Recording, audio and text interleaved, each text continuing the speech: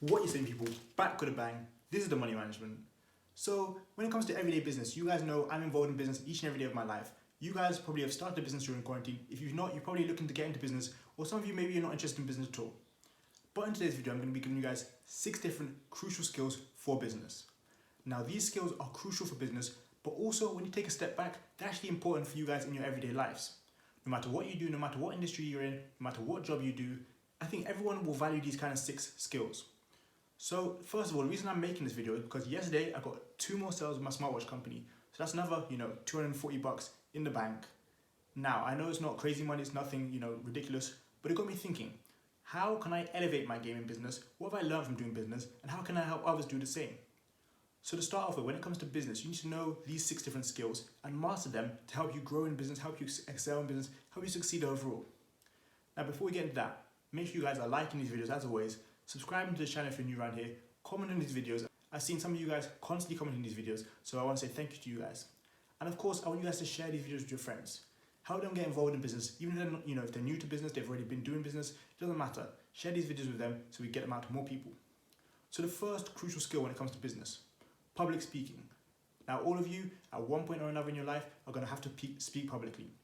The ability to speak and communicate publicly is important, and I think from the 6 skills on this list, this one is one that a lot of businessmen actually lack. A lot of businessmen are able to get others to do their speaking for them. A lot of people are smart enough to so they don't have to do that kind of thing. But I think starting from the ground up, especially when it comes to public speaking, that's an invaluable, crucial skill. Many people do not have the ability to speak in front of crowds, speak in front of many people. And I think that's really going to stop them from growing their business or succeeding in business. I myself was never the best speaking publicly. But it took me a few years, took me a while, it took me to speaking in front of a few people to start, getting in the rhythm, getting the habit of knowing how to speak and how to communicate and how to address multiple people. Now, once you have a business like I do, you're going to have to get used to speaking in front of people. Unless, you get lucky and, you have other people do it for you. Usually, if it's your own business especially, you're going to get used to, putting yourself out there, promoting yourself, talking about what you do, and helping people understand about yourself. But most importantly, you just need to be able to speak freely, no matter what the subject is. Of course, when it comes to business, this is crucial, this is important. But again, like I said, this is valuable for everyone in their everyday lives. Once you can, relax, speak in front of a load of people, not be scared to do so, you're going to be on the right step to succeeding. But even better, once you do that in business, that means more money is coming for you. So make sure you guys learn how to speak in front of people. The second thing I want to touch on, human resource management. When you run a business, you can't be, a one-man company forever. With my company, I know it's not going to be just me for a lifetime. I know eventually I'm going to have to hire people, virtual assistants, marketers, people to do social media for me, people to do different stuff. So you've got to understand how to, speak to people, understand how to communicate to your team, understand how to deal with your team, how you manage their relationships with your team. Human resource management is important, how to treat people, how to act, what situations bring up what kind of scenarios and how you should behave in them. I think a lot of people, when it comes to business, don't understand that, your relationship with people is a huge part of your business. It fuels your business, whether that's your, internally, externally. Human resource management is extremely important. 3, financial planning. So when it comes to your finances, your business, you've got to understand, how much of a budget you have now, what you're projecting to do with your money, what will happen if, certain scenarios come up when it comes to your money. Reevaluating what you're going to do, when it comes to your plan, your process, your procedures. All that money, that you're earning, what are you going to do with it? And of course, there's nothing wrong with, getting a financial advisor to do this for you eventually. But starting out, when you're new to the game, you're going to have to understand your own financial plan.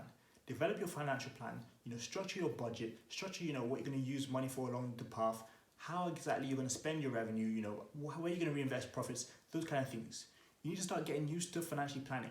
You can't just wing it and go with the flow. When it comes to business, if you do that, you're going to drown.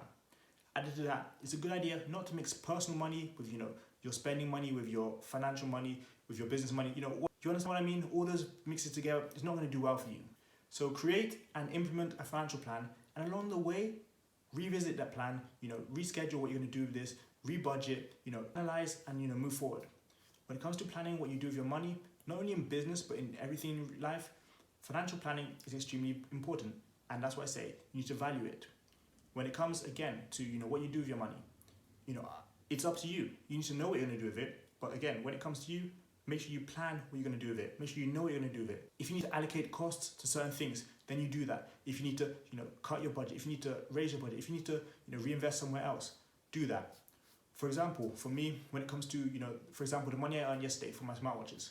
So I know where that money is going. I know what part of it is going into, reinvesting in inventory. I know what part of it is going to marketing, what part of it is going to advertising. That's how you need to plan your money. Of course, I'm not saying you have to always spend it, but you need to know where it's going at least, and you need to plan how you're going to go along the way. The fourth thing I want to talk about, critical thinking. So when it comes to critical thinking, how do you think in certain scenarios? How do you act in certain scenarios? Of course, like I said, with financial planning, you can't just always go with the flow.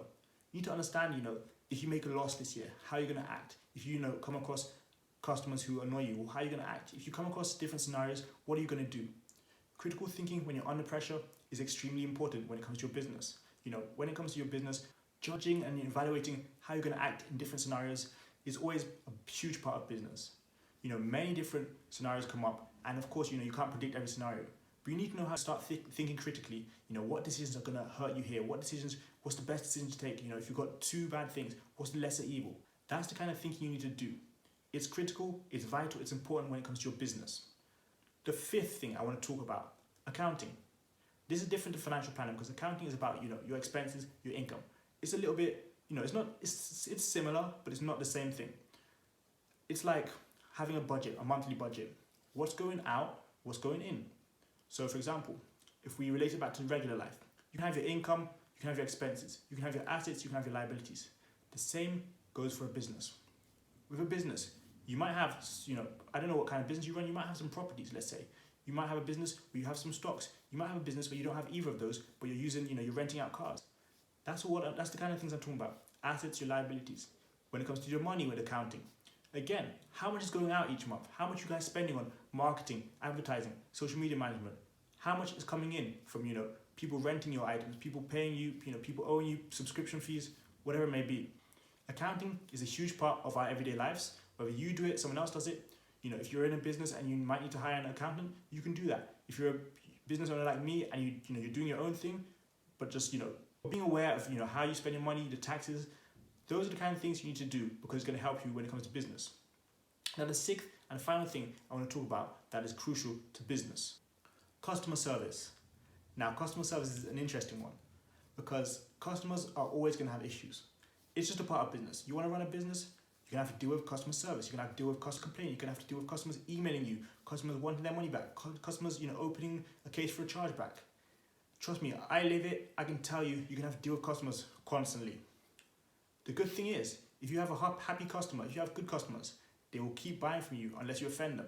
They have no reason to stop buying from you. That also means you can start, upselling them, downselling them, adding more value to their cart orders. When it comes to customer service, how you treat your customers, how you respond to them, how you give them feedback, is crucial to how you run a business. So, when it comes to human resource management, that was more about, the people who work inside your business. Now, when it comes to customer service, how you treat your customers when they come to you with queries, when they come to you for questions, those sort of things. Imagine you go, to a McDonald's and, you didn't like the drink they gave you. They put too much ketchup on the burger, they did something wrong, let's say. You're going to complain to them. You're going to tell them, what's wrong. And how they react to you is going to determine whether you come back to McDonald's next time, whether you, have a good day. It's going to determine a lot of things. You guys should know this if you've ever had an issue at a restaurant, with a product, any of that sort of thing. How someone treats their customer, the people who are consuming their products, people who are paying for their stuff, is extremely important. At the end of the day, what is a business if you don't have any customers? It just doesn't make sense. You need customers to run your business, so you need to learn how to treat them right. Give them good service. Use their feedback to help you. Use what you can to benefit yourself. So in this case, use what your customers are saying because they're telling it to you for a reason. Every now and then you will get, the annoying customers don't have any intention of making anything work. They're just there to argue. That's fine. Sometimes we have to say the customer's always right. You just leave it, you move on. Maybe one sale or two sales is not going to kill you. Maybe one transaction won't destroy your business. But you need to understand how you manage your customers and how you react to them. So overall, I hope you guys enjoyed those 6 different crucial methods for business. Now, of course, some of you guys may know some of them, some of you guys may use some of them already. And whether you have a business or not, again, it's important to learn a lot of them, or at least learn the basics and fundamentals when it comes to them. But like I said, I hope you guys enjoyed this video. Tomorrow's Financial Friday, so make sure you guys are back here for that one. If you've not already checked out my smartwatch brand, go online, check out timegearwatches.com, or just check the links in the description. Added to that, we've got other links in the description there. We've got cryptocurrencies, we've got stocks, we've got a lot there. So go check that out. But that's the video, you guys. Thanks a lot for watching. I got money to be making. You got skills to be learning. See you guys tomorrow for another video. Peace.